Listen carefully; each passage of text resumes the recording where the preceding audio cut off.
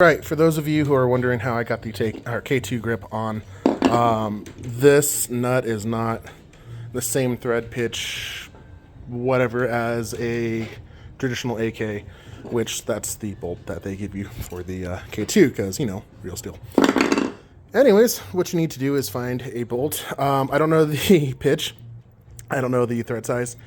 I will say that it's the same thread size as your M4 stocks for any Marui style M4. Now, I will be nice and actually pull out the tape measure, and you guys see it's about just about an inch. An inch long, reaches the threads. Make sure you have a washer because it just better support. Put it in, bam, bam, done. I got you. So 1 inch, same thread pitch, thread size as a M4 Marui, version 2 style stock. Yeah, that's it.